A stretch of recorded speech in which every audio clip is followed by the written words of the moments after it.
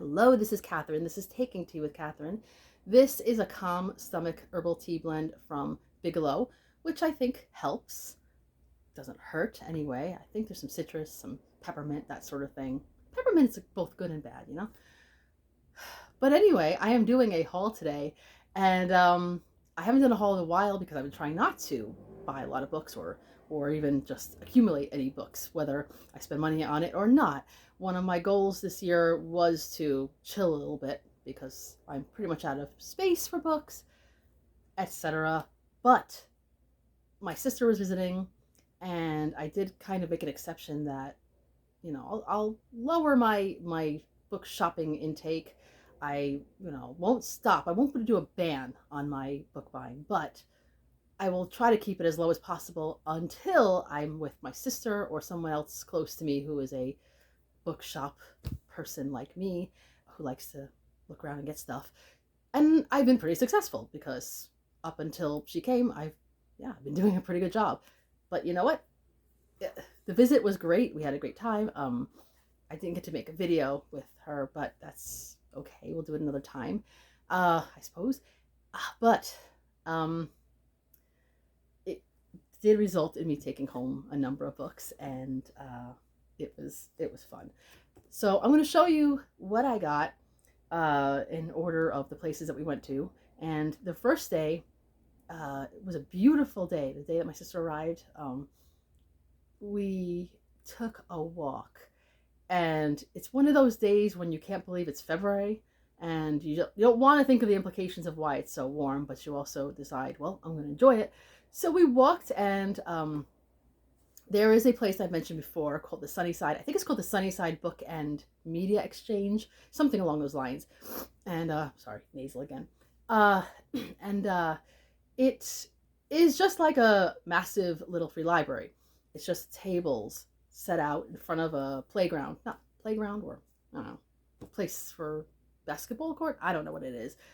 The people playing stuff in the background, I don't pay attention.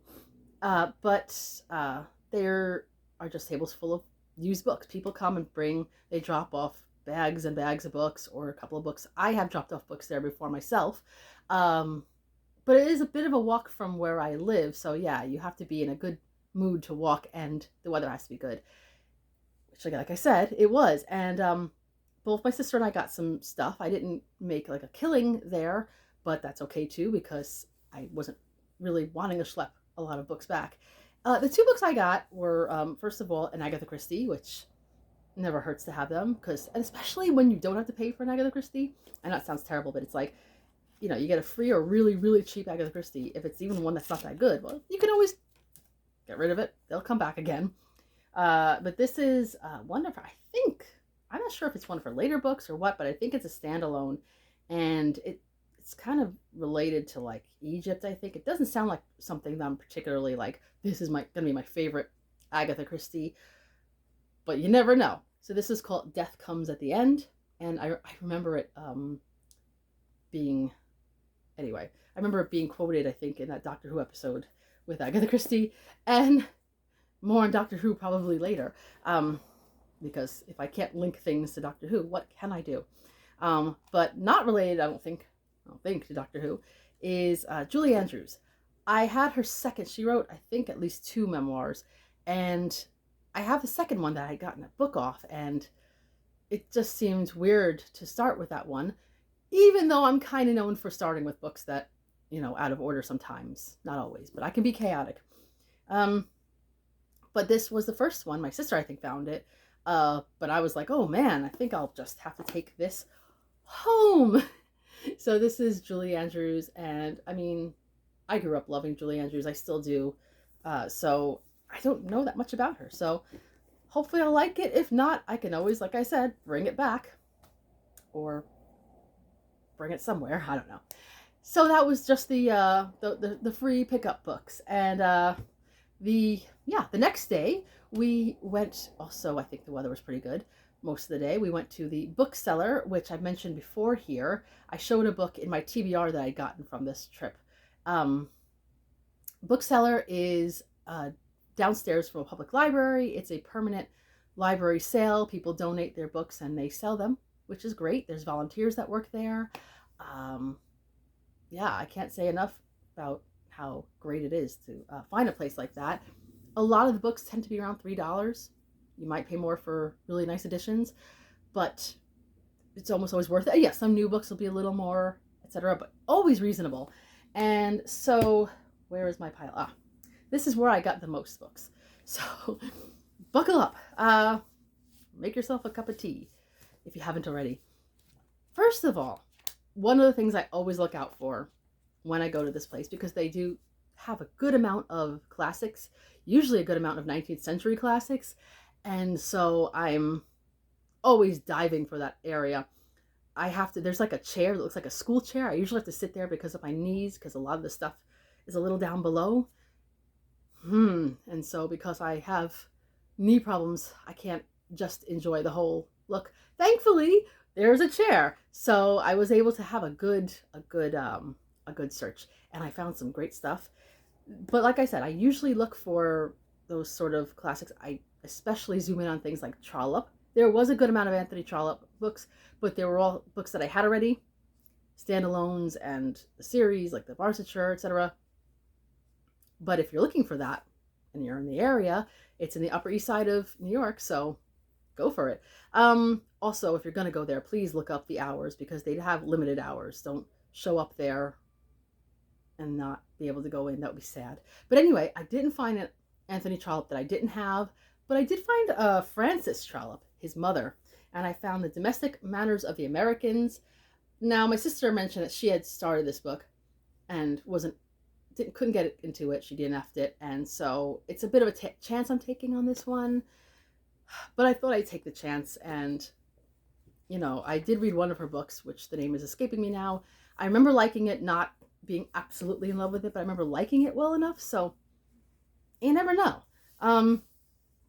I found this, which I think, if you at all into Jane Austen, which I am very much so, I've just talked about like 3 of my favorite writers just now: Jane Austen, Anthony Trollope, and Agatha Christie. But if you're into Jane Austen, you've probably come across most of her books, and including her book Lady Susan, which was adapted for the screen as Love and Friendship, which is a little confusing because if you know anything about Jane Austen, Love and Friendship is a totally different story. Not really her best, but it was like juvenilia, so who cares? But I guess for some reason they thought they'd use that title instead of Lady Susan. And I believe this book is either based on that or the inspiration for it, because it's by the writer/director of the film Love and Friendship, Walt Stillman. So I'm curious. But anyway, so this is Walt Stillman, Love and Friendship, kind of a funny cover, which says, in which Jane Austen's Lady Susan Vernon is entirely vindicated. So I don't even think I've seen the whole Love and Friendship movie. So actually, maybe I'll try reading this, and then I could go back and see how it compares. And maybe I should read Lady Susan again at some point, but I'm not rushing to, because I don't dislike it. I think it's still very good, but I still don't have it as high up as the 6 other novels. But it's still good. It's still good. I still recommend it if you're at all into Jane Austen. Okay, so now the rest are, well, this one is not, I guess not nonfiction necessarily, but it is an everyman's pocket classics. I do not have a pocket that this fits in, but I like the name. And I saw this book a few years ago, maybe 2 years ago. I can't remember exactly when it was, but one of the times where I was in the Upper West Side of Manhattan, and I went to Shakespeare and Company, which is not related, again, I've said this before, but it's not related to the Paris Shakespeare and Company, but it's a great name anyway. And there used to be a good amount of locations in New York City, but there's only 2 now, and I'm still glad about that. But I saw this book, and it was like around $20, and I could be quite hesitant, which I should be, because money is not flowing all the time, Yes. And got distracted by the vehicle. So I held off on getting this book. I looked also on Amazon to see if it was cheaper, and it was by a couple of bucks. You know what? Sometimes you see something and you think, I'm going to wait until I find it deeply discounted. So when you find it for $3, in Bookseller, it's a pretty good idea to pick it up if possible. So I squealed when I saw this. I was like, wow. So this is the Stories of Trees, Woods, and the Forest. See, pretty, but yeah. What pocket? What pocket, I ask you? Well, like a knapsack pocket? Because yeah. But anyway, I like the tree in the front too. It's very gnarled looking. Big fan of those kind of gnarly. It looks a little bit like I think it's a London plane. I'm not sure in Central Park. I wonder if there's if it says anything about the cover in here. Um, Sorry if I'm squinting. No, it doesn't say. It doesn't say what it is, but that's okay. It looks pretty. So I like these collections. I know I have one about New York, I think, and I think I have one about London because that's me. Yeah, so I was very happy to see that. It was a very big success. And then let's see. Okay, I already showed you guys the Thursday Murder Club. I don't have it. Well, I do have it somewhere here, but that's another one I got. This I saw, and I've heard of this book. I have read books by Nancy Mitford before. I find her interesting. I've read books about Madame de Pompadour before, and yes, she was one of the people who was characterized on Doctor Who once. One of the episodes that really turned me on to Doctor Who. There was a handful of them that were like my, not just, okay, this is an interesting show, but I really like it now. And that episode, I think it's called The Girl in the Fireplace, was one of the best episodes in my opinion.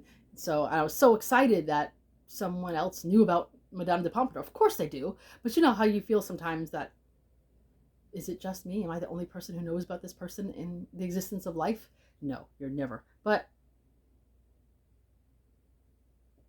now I'm thinking of Titanic, he exists only in my memory. No. Anyway, so this is Madame de Pompadour by Nancy Mitford. It's one of those, what do you call these? New York Review books, I think? Yeah, New York Review book classics. So it's a really cool, pristine, as my sister likes to say, copy. And so I saw this and I said, oh, mine. And yes, also $3. So I'm looking forward to this. And it has an intro by Amanda Foreman, who wrote the book Georgiana, Duchess of Devonshire, a book which I have and have never finished. But it was good, from what I can tell.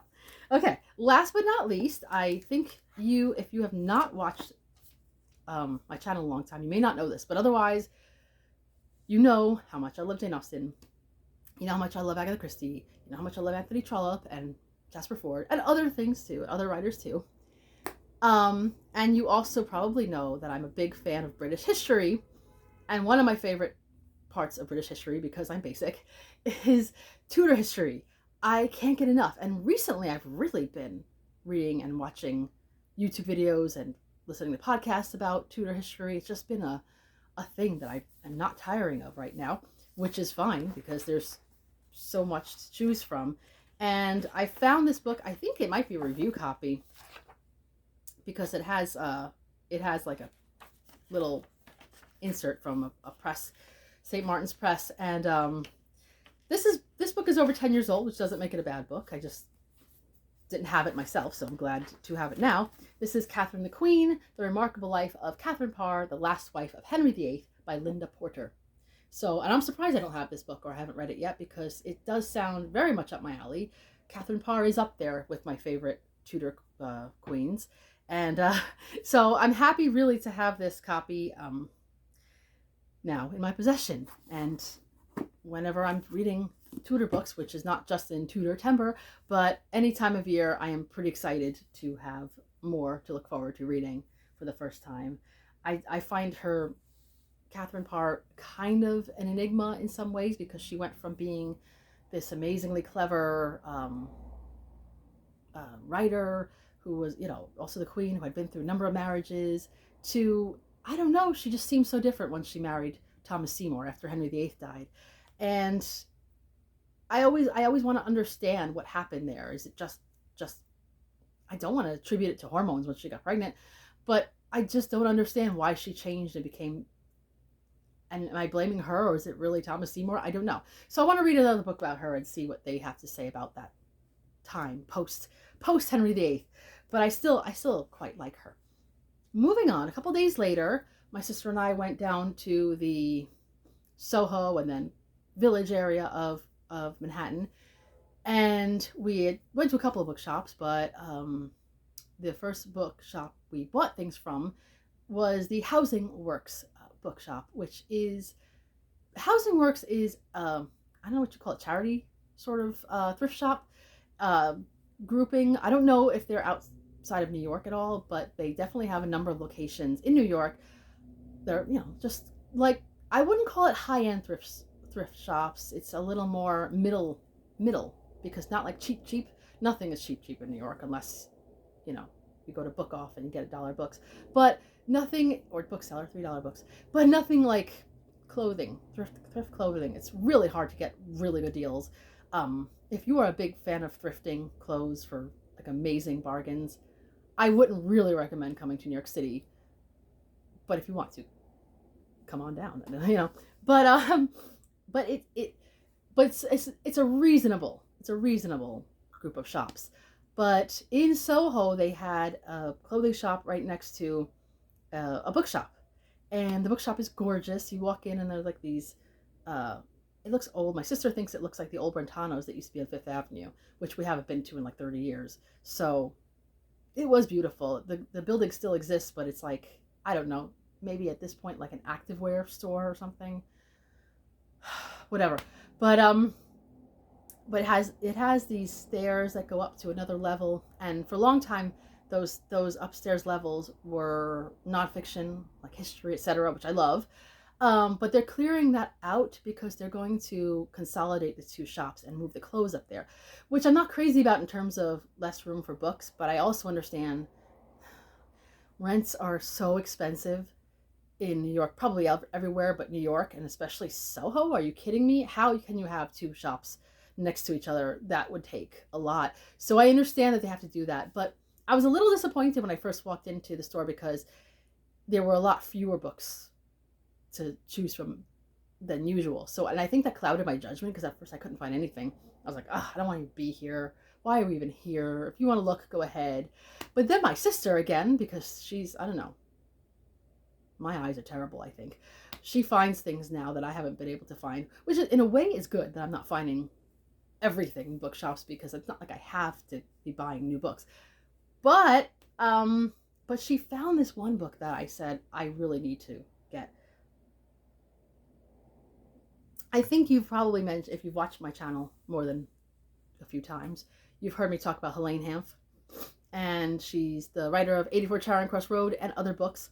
When she's talking about explaining her own education in her other books, she talks about a man who was referred to in her letters as Q. I believe his name is pronounced, I've heard it pronounced this way, Sir Arthur Thomas Quiller Couch. Quiller Dash. So you can see why she called him Q. He was a writer and I think, professor. He gave lectures on literature. He wrote books on writing as well, and he wrote novels. And she used him as sort of her teacher. She never met him in person, but she found his books in the library and was very much inspired to use him as her own personal syllabus, which is great because he was apparently a good guide. She got a very good classical education, and that led to her looking for more books, which led to her writing to Marks and Company in London, and then 84 Charing Cross Road, etc. So I have not seen a lot of his works in the wild, as they say, but my sister found this book, and I think she just thought it was cool because it's a Victorian book, which we're always looking for. But as soon as I saw the author, I was like, ha, literally. So I like this must be mine. And it is, I think, an actual English paperback, like it came from the UK. There's a series of the Cornish Library. I guess it's books that either take place in Cornwall or something. But this one is number 9. And I feel like I'm about to do a Beatles breakout now. But this is called The Astonishing History of Troy Town. Troy Town, is that his name? No. In Cornwall, Troy Town was used traditionally to describe a place of happy confusion. Oh, it's okay, so it's about a town. I didn't think it was someone's name, but I am curious about this because I still have a lot of like popular Victorian novels to finish.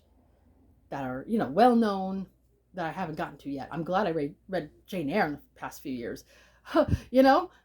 But I do like sometimes finding books that are a little more obscure that you don't see every day when people are talking about 19th century novels. So, and this would have been the late 19th century. I don't know if they mentioned the exact year when this was published. Let's see if it's in here. Bear with me. No, this is printed in 1983. No, first published 1888. So yeah, late Victorian. But hey, you know what? What was published in the late 1880s? Another Sir Arthur. You know who I'm talking about. Sherlock Holmes, although he wasn't Sir Arthur yet. I don't know when Sir Arthur Quiller Cooch. Why am I calling him Sir Arthur? I'm dropping books. Sorry about that. Why am I calling him Sir Arthur Thomas? Why am I calling him that? I don't think Thomas is in his name. Did I call him Thomas? Anyway, sorry. I am going off into tangents, but whatever. But now I'm curious. I don't know where Thomas came from. That was just me. Maybe I'm inserting my own name in there, Tom. But so Sir Arthur Quiller Cooch. I need more of my tea. That's what I need. Okay. We're okay now. All right. Back, just ignore if I, just ignore my little inserts of doom. Okay.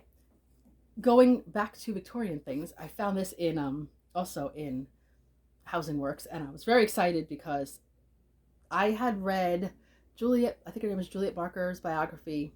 It's up somewhere up here, of the entire Bronte family. It was fantastic, and a lot of the information that we have actually comes from Ellen Nussey, her letters to Charlotte and Charlotte's letters to her, and this is I guess compiled by Kea. I don't know how to say this name. March. Have you ever seen this name before? I don't know how it's pronounced. It's cool though. Kea? Anyway, I'm sorry. I'm not making fun. I really don't know. I should look that up. It's also a book that originally came from the UK. And this says in the back, in January 1831, two adolescent schoolgirls met at Roe Head boarding school in Murfield, sorry. I really need my eyes checked. And are instantly drawn to each other. One is Ellen Nussey, the other is Charlotte Bronte. Through a blend of journal entries, real and fictionalized letters, interesting, this touching narrative charts the intimate relationship between the pair as they become friends, confidants, and spiritual lovers. It is both a fascinating social document and an account on how two remarkable women responded to the joys, fears, and sorrows of their age and to the deep emotional bond they found with each other. I hope it's good. Ellen Nussey was an interesting person. I think she really did care about Charlotte, but also got a little bit upset when Charlotte did get into a permanent romantic relationship, got married and everything. So this should be interesting. Last but not least, we did actually go to the Strand, and which is, if you do not know what the Strand is, it's one of the biggest bookshops in New York City. It's an independent bookshop. They have a couple locations, but the main one is in like a block or so down from Union Square in New York City, and it is fantastic. It is huge. There are, mostly discounted books in there, but maybe not severely deeply discounted, but still a great selection. You're bound to, if you're into finding books, you're bound to find something. It could be a little much, especially because we went there on a day that was a lot of people were off for President's Day, so it might have been a little more, but I'm used to that. I don't like crowds, but I'm used to it now. So, but I did find a couple of things that I liked. And the first one, of course, is a British Library crime classic. I always make sure to look up, because I have an app where I can look up the books that I have so that I don't get duplicates. But this is one called Family Matters by Anthony Rolls. So look how cute that is, right? Nice colors too. I cannot read this. Anyway, when I actually read it, I will let you know what it's about. But the back here is a little bit difficult for me to read in this lighting. So we're going to keep it a mystery right now. Because it's March Mystery Madness. And that color is madness. And I just need more lighting or something. I promise you my vision's good. It's just not always good in low light. Anyway, I'm in my 40s. Give me a break. So now this is going to be a little bit of a what am I thinking, because I already have a book that I haven't read yet that I got from the Strand about Thomas Cromwell, and yep, right here. But I recently, like I said earlier, I've been listening to a lot of podcasts, etc. And one person who I've been hearing a lot from is Tracy Borman. She works, I think she works at Hampton Court Palace also. So she's sort of a colleague of Lucy Worsley. And I have read a book by her before. It's called Elizabeth's Women, who I lent to somebody, never got back. Yes, I agree. And so I would like to, I'm actually reading a book of hers right now called Crown and Scepter. It's all about all of the, British, English monarchy. So I'm suspecting this book will be good. So it is about Thomas Cromwell by Tracy Borman, the untold story of Henry VIII's most faithful servant. So I have mixed feelings about Thomas Cromwell. I find him very interesting. I enjoy the Wolf Hall books so much, but I also feel like, it's really messed up what he did to bring down Anne Boleyn. But it was that time period. It was really kill or be killed in that time period. I don't condone it. I don't think it was nice, but I don't understand why people watch things like Game of Thrones when this real life stuff was happening. But anyway, last but not least, I got something that looks like I bought it in the UK, but I did not. And that is also, I found this in the history section, also in the Strand, because that's one of my favorite sections too. And it's called About Britain, A Journey of 70 Years and 1,345 Miles by Tim Cole. I feel like I have another book by Tim Cole. I could be wrong, but I'm not gonna be sitting here looking. But I could read this. So in 1951, the Festival of Britain commissioned a series of short guides they dubbed Handbooks for the Explorer. Their aim was to encourage readers to venture out beyond the capital and onto the roads and the byroads to see Britain as a living country. Yet these 13 guides did more than celebrate the rural splendor of this island nation. They also made much of Britain's industrial power and mid-century ambition, her thirst for new technologies, pride in manufacturing, and passion for exciting new ways to travel by road, air, and sea. Armed with these About Britain guides, historian Tim Cole takes to the roads, that sounds fun, to find out what has changed and what has remained the same over the 70 years since they were first published. From Oban to Torquay, Carnarvon to Cambridge. Yeah, he explores the visible changes to our landscape, our being British landscape, and the more subtle social and cultural shifts that lie beneath. So I think I will enjoy this one. It is very up my alley, and I gotta say, all these British books that I got that were actually UK, published, I feel like this is like the sequel to my hauls from my last trip to the UK, which were most of what my last hauls were. So I thought that was a pretty good continuation. Now I just gotta get reading, right? I mean, come on.